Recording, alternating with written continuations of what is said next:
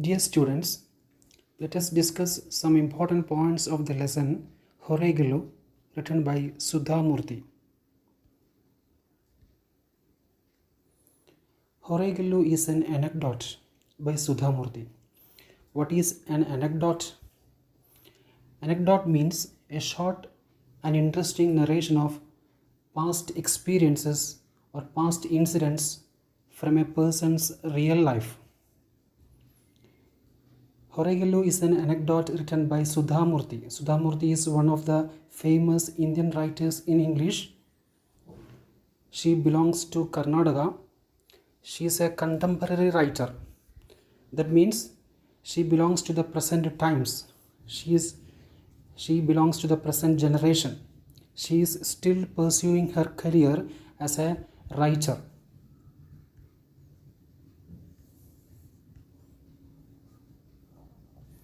Sudha Murthy recollects some memories of her childhood days related to the Horegalu of her village. Sudha Murthy fondly remembers some sweet memories related to the Horegalu of her village.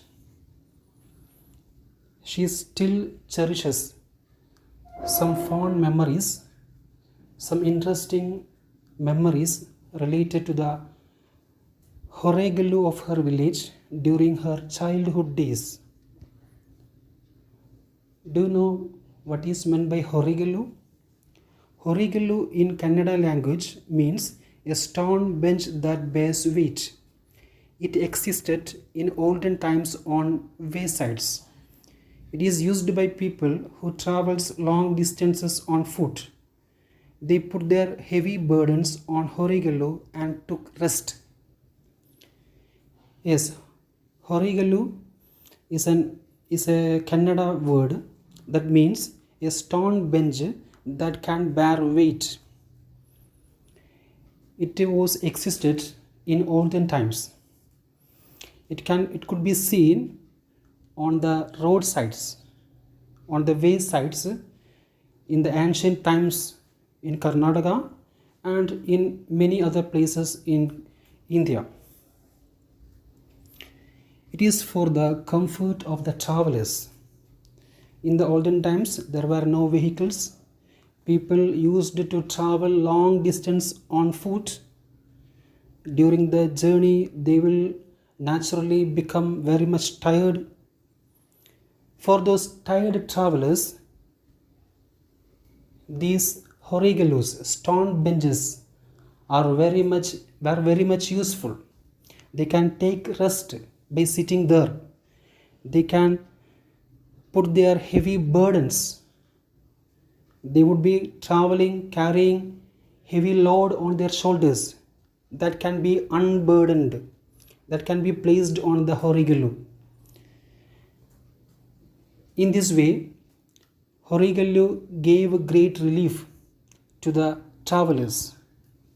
Horegalu gave succor to the tired travelers in their long journey.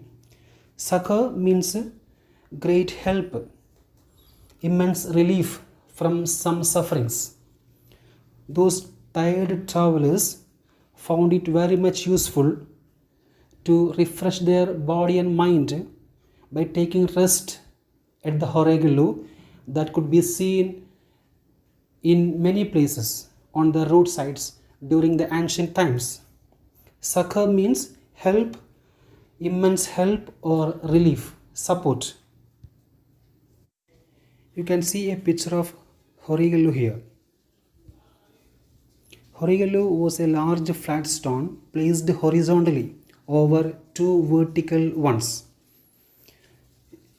Horegalu was set in olden times by using large stones.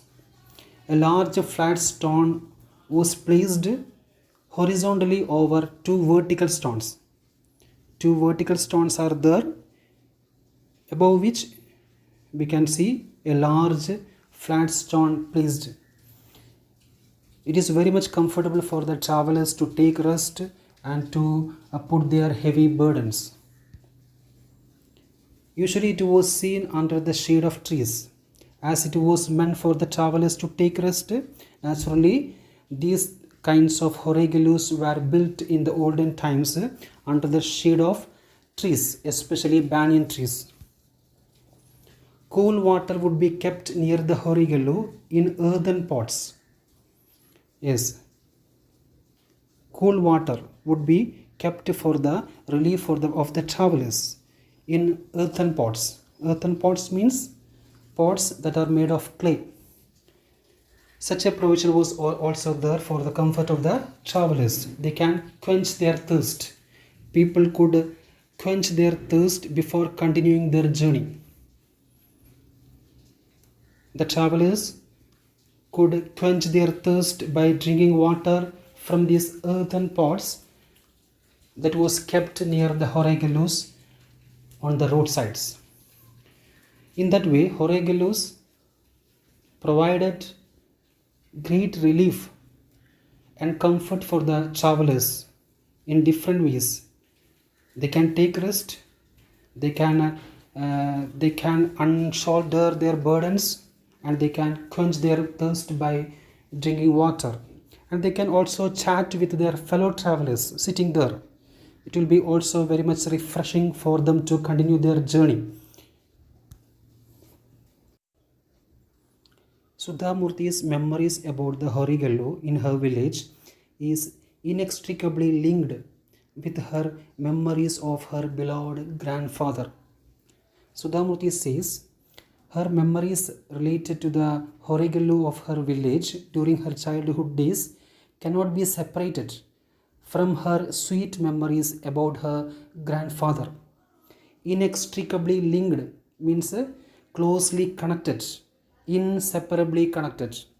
She says her memories of Horigallu and her sweet memories of her grandfather are interconnected, closely linked, inseparably connected. Why does she say so? The reason is, as a retired teacher, he had a lot of leisure time, and so he would spend hours every day sitting on the Horigallu. Her grandfather was a retired teacher during her childhood days. He would spend a lot of his leisure time sitting at the Horigallu of the village. He would simply chat with the people who come there to take rest on the way of her long journey on foot. Yes, at the Horigallu, sitting on the stone bench, her grandfather would chat, would speak with the travelers who are passing that way and taking rest at the Horigallu. Those tired travelers would be taking rest at the Horigallu of the village, and they would have a chat with the grandfather. This is the scene that is still fresh in the mind of Sudhamurti about the Horigallu and about her grandfather. Grandfather's conversations with the people at the Horigallu. In his conversation with the travelers or the people, the grandfather would always be a good listener.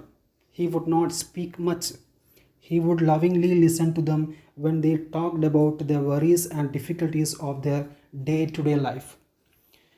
Grandfather would spend plenty of time sitting at the Horigallu, chatting with the travelers who were taking rest, but he wouldn't talk much. He would be a good listener. He would listen patiently to the travelers when they described about the worries and difficulties of their life. He would listen to them with a sympathetic mood. They would feel very much relieved after venting out their feelings to the grandfather. Those travelers, those people who take rest at the Horigallu would find it very comfortable to share their problems with the grandfather. They will be very much relieved after expressing their feelings about the sufferings and sorrows of their life to the grandfather, because they got a good listener who give ear to their problems. That itself provides immense relief to the minds of the travelers. Horegallu gave them physical comfort as they put their heavy load on it and took rest sitting there. At the same time, they got emotional comfort also with their conversations with the grandfather. Horegallu provided them physical comfort. They can take rest there, they can quench their thirst, they can have some refreshment of their body. Likewise, conversations with the grandfather would provide them a mental relief, emotional comfort to their mind. The grandfather actually acted as human Horegallu by providing great relief, mental relief, and emotional comfort to the travelers, listening to their words patiently and sympathetically. Another human Horegallu that Sudhamurti met with in her later life. When she was working in Mumbai, she had a colleague named Ratna, who was a senior clerk with a pleasing smile on her face. She was so friendly that her smiles spread to the faces of everyone else in the office. Her smile was infectious. Sudhamurti says she met with another human Horegallu, like her grandfather, in her later life while she was working in a Mumbai office. One of her colleagues, namely Ratna, was such a personality. She always had a pleasing smile on her face. She was very friendly in her approach to other members of the office. She would be always having a smile, and that smile would be spread to the faces of everyone else in the office. So it can be said that her smile was infectious. Infectious means spreading to others. Her smile spread to others because of her friendly approach, because of her loving attitude.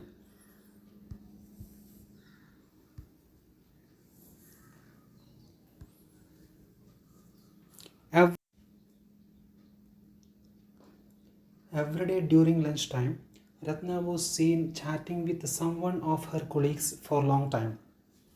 It is repeated every day. She could be seen chatting with someone during the lunch hours, chatting for a long time. Every day, she would chat with different persons for a long time during the lunch hours. Sudhamurti was really curious to know what Ratna talked with them for that much long time every day. So she openly inquired Ratna about it. Sudhamurti was very curious. She had a strong desire to know. She was very much interested to know about the topic of discussion between Ratna and her colleagues every day. She openly asked Ratna what were they talking about. What was the topic of her discussion with each person every day during lunch hour. Then Ratna replied that those colleagues were sharing their troubles with her. Ratna said that I listened to the worries and problems shared by each one of my colleagues every day. On getting that reply, Sudhamurti was very much surprised. She thought, how could Ratna solve the problems of everyone? How could she suggest solutions to everyone's difficulties and hardships? Was it possible? She was surprised. Then she asked directly.